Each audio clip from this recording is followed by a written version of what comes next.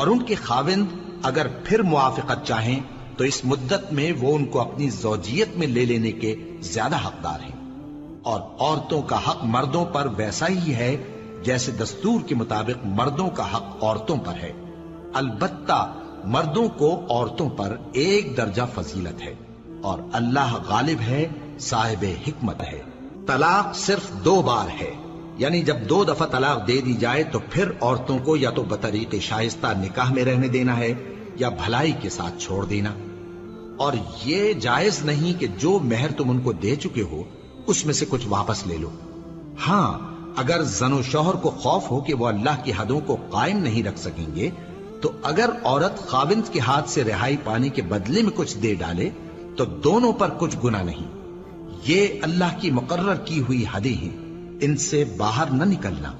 और जो लोग अल्लाह की हदों से बाहर निकल जाएंगे